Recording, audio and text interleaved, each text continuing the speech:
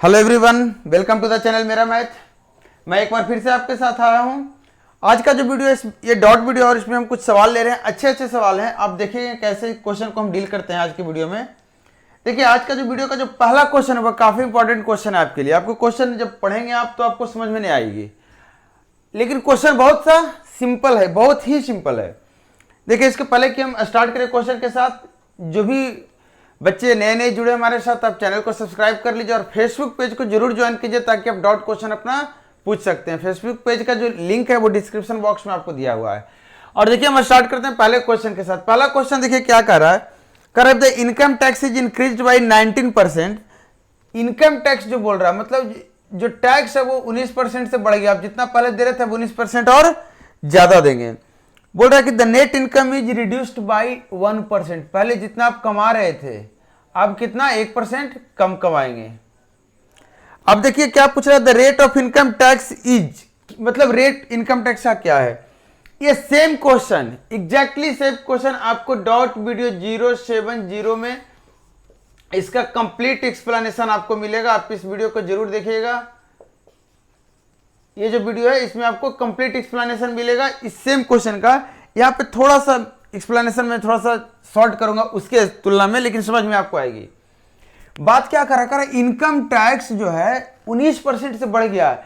मतलब पहले आप इनकम टैक्स 100 रुपया मान लेते हैं दे रहे थे, तो अब आप इनकम टैक्स कितना देंगे 100 रुपया से 19% ज्यादा, मतलब 1 का 19%, इतना अब ज्यादा देंगे। इसका मतलब जितना पैसा आप पहले घर लेकर आ रहे थे आप उससे कम पैसा लेकर आएंगे। कितना कम लेकर आएंगे, इतना ही कम लेकर आएंगे। सवाल समझिएगा क्यों। यहाँ पे अगर थोड़ा सा भी कंफ्यूजन है तो आपको बता दूं, नेट इनकम जो होता है ये क्या होता है, ये वो पैसा होता है जो आपको फाइनली अपने आपके हक का पैसा होता है। जो इनकम होता है इसमें दो लोगों का हक होता है, एक आपका होता है और एक टैक्स वालों का, जो टैक्स लेते हैं मतलब सरकार का। इसका मतलब आप कह सकते हैं कि जो इनकम होता है ये income tax plus net income होता है।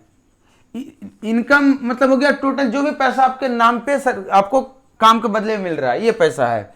इस मान लेते हैं आप 100 रुपये कमा रहे हैं एक दिन का, उसमें से आपने मान लिया कि 5 रुपये आपने टैक्स दे दिया, तो ये पैसा आपका नहीं है, टैक्स दे दिया आपने।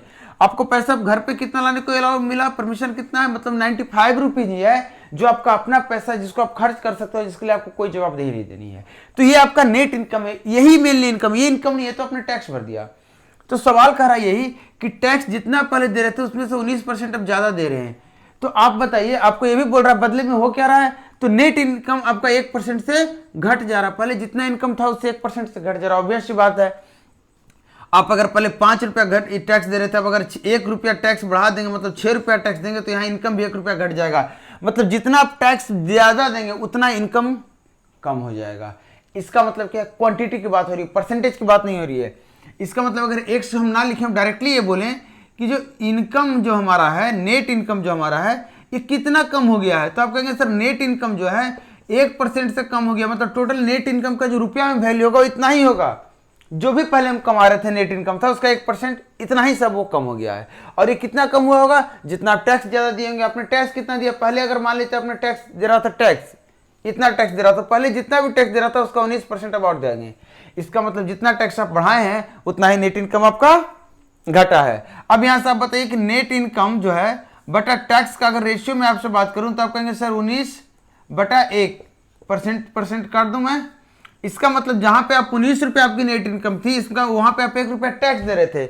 इसका मतलब ये साफ बात है कि आप 20 रुपया कमा रहे थे। आप कितना कमा रहे थे, 20 रुपया, तभी तो आप 1 रुपया टैक्स दे रहे थे, 19 रुपया घर लेकर आ रहे थे।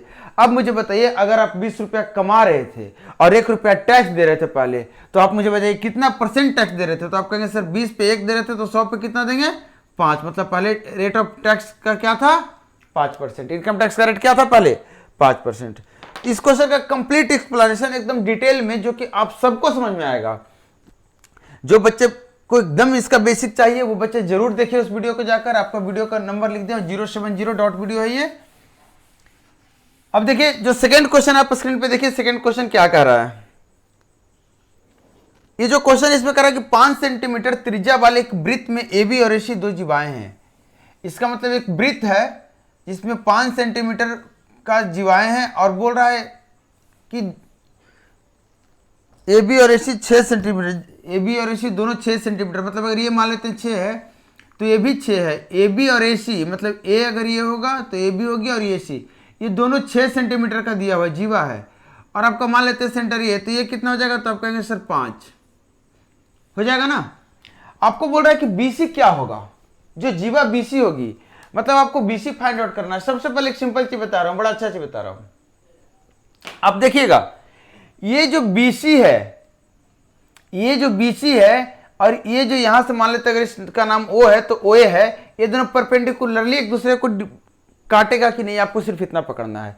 जैसे ही आपको पता चल गया परपेंडिकुलरली काटेगा तो आपका सवाल यहां से इजी हो जाता है। अब परपेंडिकुलरली क्यों काटेगा, इसका बहुत सारा रीजन है। पहले तो ये कि आप ओ बी सी जो ट्रायंगल है, आप देखेंगे कि सर ये भी रेडियस 5 है, ये भी रेडियस 5 है, मतलब ये समद्विबाहु त्रिभुज हो गया, आइसोसेल्स ट्रायंगल हो गया। और आपको पता है आइसोसेल्स ट्रायंगल का जो दोनों साइड बराबर होता है, इसके कॉमन जो वर्टेक्स है, इससे जो भी सामने वाली साइड पे परपेंडिकुलर डालेंगे ये आधा आधा भी करेगा और 90 डिग्री भी बनेगा, मतलब मीडियन भी यही होगा, अल्टीट्यूड भी यही होगा।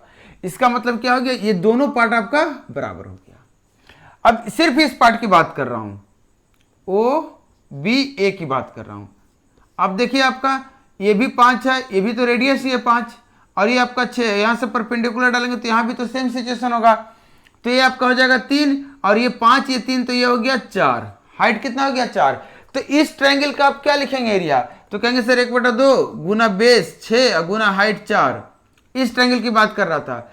एक आप दूसरे तरीके से भी लिख सकते हैं, जब आप बेस को ले लीजिए ओ ए, तो हाइट आपका क्या हो जाएगा h, मैंने इसको बोल दिया h। एक बार बेस ये लिया, हाइट ये लिया, यहां से एक बार बेस ये लिया, हाइट ये लिया, तो हमारा ये आ गया। अब देखिए यहां से आपको पता चल गया कि ओ ए जो है आपका कितना है 5 है, ओ ए 5 डाल दीजिए तो h कितना हो जाएगा 24/5, मतलब कितना हो गया 4.8 सेंटीमीटर। ये आपका h आ गया। आपको निकालना क्या था, आपको निकालना था BC, ये भी h है ये भी h है, तो BC कितना हो गया 2h, मतलब 2 इंटू 4.8 कितना हो गया 9.6 सेंटीमीटर। क्लियर। क्वेश्चन सिंपल सा था, आपको थोड़ा सा परेशान करने के लिए देखने में अलग लग रहा होगा। चलिए क्वेश्चन और ले रहे हैं, ये भी इसी टॉपिक का क्वेश्चन है। करा ट्रायंगल एबीसी में AB बराबर 7 सेंटीमीटर, BC बराबर 24 सेंटीमीटर और AC बराबर 25 सेंटीमीटर। जैसे ही आपने देखा होगा ABC में 7, 24, 25, आपके दिमाग में एक बात आनी चाहिए कि ट्रिपलेट्स है, इसका मतलब ट्रायंगल कौन सा होगा, समकोण होगा। तो इसका मतलब आपको बोल रखा है, कर्ण का नाम देख लीजिए, AC है कर्ण आपका, ये A है ये C है, इसका मतलब ये B है। अब बताइए AC दिया हुआ है 25 और AB बोला है 7, इसका मतलब BC दिया हुआ है 24। बात करें यदि G त्रिभुज का केंद्रक है, G जो है त्रिभुज का केंद्रक है, अब त्रिभुज का केंद्रक कहां होगा आप मुझे बताइए। तो आप कहेंगे सर यहां से इसके मिड पॉइंट पे मिलाएंगे, हम यहां से इसके मिड पॉइंट पे मिलाएंगे, यहां कटेगा और यहां से इसके मिड पॉइंट पे मिलाएंगे, कहीं यहां कटेगा, तो ये आपका G है। आपको बोल रहा है BG का लेंथ क्या होगा, आपको ये निकालना है क्या होगा। आपसे मैं पूछूंगा BG क्या होगा, तो आप बोलेंगे सर जो BG है अगर इसको मैं D बोल दूं तो BD का पूरे का 2/3 होगा, क्योंकि जो केंद्रक होता है, जो G होता है, जो सेंट्रॉइड होता है, ये 1 और 2 के रेशियो में डिवाइड करता है माध्यिका को, किसको, मीडियन को। इसका मतलब क्या होगा, टोटल 3 है तो ये कितना है 2, मतलब 2/3 हो जाएगा किसके, BD का, BG। अब BD कितना होगा आपको ये निकालना है। BD क्या है, ये है। आप मुझे बताइए, यहां से आपने यहां पे क्या किया, मीडियन पे मिला है, मतलब ये मिड पॉइंट है आपका, ये भी मिड पॉइंट है, ये भी मिड पॉइंट है। जब आपको पता होगा जब परपेंडिकुलरली बाइसेक्ट करते हैं राइट एंगल, मतलब समकोण त्रिभुज के 2 साइड को, तो ये कहां मिलता है, कर्ण के बीचों बीच में मिलता है, मतलब ये कौन सा क्या हो जाएगा आपका, सरकम सेंटर। इसका मतलब एक ऐसा सर्किल बनेगा जो तीनों वर्टेक्स से पास कर जाएगा, और अगर तीनों वर्टेक्स से पास करता हुआ बन रहा है तो इसको बोलेंगे सरकम सेंटर, इस सर्कल को बोलेंगे सरकम सर्कल, और जो रेडियस होगा इसको बोलेंगे सरकम रेडियस। तो आपका सारा तो रेडियस हो गया। आपको टोटल 25 है और ये आधा कितना हो गया 25/2, और अगर ये रेडियस है 25/2 तो ये भी रेडियस क्या हो जाएगा 25/2, मतलब ये क्या हो गया 25/2, कौन सा, BD। और आपका 2/3 कर दीजिए, आपका क्या आ गया 25/3 सेंटीमीटर। हमें यही निकालना था। क्लियर है, उम्मीद आप समझ रहे होंगे। देखिए एक क्वेश्चन हम और ले रहे हैं, आप स्क्रीन पे देखिए क्वेश्चन। इस क्वेश्चन में जो आपके तकलीफ जो वाली जो सवाल है वो ये है कि आप रिलेट कैसे करेंगे डेटा को, वो मैं बता रहा हूं आपको। ये हमारा कौन सा क्वेश्चन है? Question number 4। कर price of sugar is decrease by 30%, by how much percentage the consumption is increase so as the expenditure will decrease by 10%। कर चीनी का मूल्य 30% घट जाता है, 30% चीनी का मूल्य घटा होगा। आप मुझे बताइए, मैं हिंदी में लिख दे रहा हूं, मूल्य 30% घट जा रहा है, इसका मतलब 10 से कितना हो गया होगा? 7। 30% मतलब 3/10, 10 में कितना घटा? 3, तो कितना बचा? 7। ये मूल्य की बात कर रहा हूं। और आपको क्या बोल रहा है मूल्य के साथ? बोल रहा है कि जो चीनी का जो मूल्य है उसमें कितना 10% का 10% क्या हो रहा है?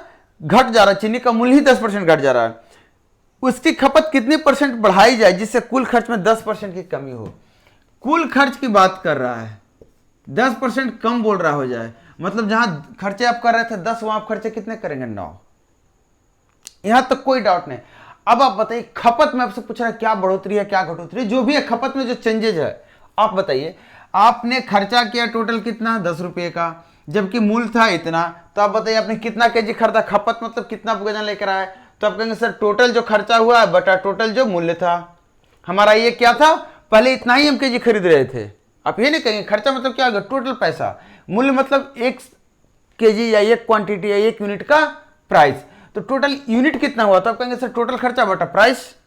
तो ये तो पहले का हुआ। अभी का क्या हुआ? तो कहेंगे सर अभी तो हम 9 खर्चा कर रहे हैं 9 यूनिट, जबकि प्राइस हमारा 7 ही है। तो आपसे पूछेंगे रेशियो बताइए, तो आप बोलेंगे सर 1 से 9/7, मतलब 7 से कितना हो गया? 9। मतलब 7 केजी अगर पहले आप खरीद रहे थे तो अब कितना खरीद रहे हैं? 9 केजी। पहले 7 पैकेट खरीद रहे थे तो अब कितना खरीद रहे हैं? 9 पैकेट। तो यूनिट कुछ भी है जो क्वेश्चन में दिया आप वही यूनिट यूज कीजिए। मैं बता रहा हूं आपको क्या मतलब, ये आपको कंजप्शन बता रहा है, आपको क्या खपत बता रहा है। आप पहले 7 यूज खपत कर रहे थे, अब 9 खपत कर रहे हैं। कितना आपने खपत बढ़ा दिया? तो कहेंगे सर 2। कितने में से? तो 7 में से। तो परसेंटेज में कितना खपत हो गया आपका? 200/7%। ये आपका क्वेश्चन था, सिंपल सा। अब एक क्वेश्चन जो है वो आप देखिए, मैं स्क्रीन पे लिख रहा हूं। ये क्वेश्चन क्या है जो आपको समझना है। इस क्वेश्चन बड़ा अच्छा करा। 1 to the power 97 plus 2 to the power 97 plus 3 to the power 97, और इस तरह से डोलते चला गया। कहां तक चला गया? तो 89 to the power 97, और बोल रहा है डिवाइड कर देंगे 90 से, तो रिमाइंडर कितना होगा? एकदम सिंपल तरीका आपको बता रहा हूं। आप मुझे बताइए कि आपको याद आएगा, जैसे ही देखिए पावर ऑड है, पावर ऑड है तो पहला आखिरी को जब जोड़ेंगे आपको याद आएगा ये प्रॉपर्टी कि अगर a के पावर m है और b के पावर भी m है तो दोनों ऐड में है, तो ये किससे कटेगा? तो a प्लस b से कटेगा। कंडीशन क्या है? m क्या है? ऑड नंबर, मतलब विषम संख्या। अगर m विषम संख्या तो दोनों का जो बेस है दोनों के सम से ये जरूर कटेगा पूरी की पूरी। इसका मतलब अगर इन दोनों की बात करूं तो ये दोनों 90 से कट जाएगा। यहाँ जो इसके पहले 88 के पावर 97 आएगा, इसके साथ ये आएगा, तो फिर ये भी 2 + 88 कितना हो जाएगा? 90। ये भी 90 से कटेगा, सारा 90 से कटेगा। 45 बेचारा 45 के पावर 97 बच जाएगा। अब इसके लिए आपको कुछ नहीं करना, 45 गुना 45 गुना 45 अब जितने बार भी लिख लीजिए, कोई फर्क नहीं पड़ता है। आपको ये बताना है कि 45 से 1 तो काट देंगे आप 2। अब बताइए यूनिट, ये ऑड नंबर मिलेगा हमेशा। 45 को कितने बार भी गुना कीजिए, इकाई स्थान पे 5 रहने मतलब ऑड नंबर। शेष कितना बचेगा? ये कब? जब आप 2 से भागा देंगे।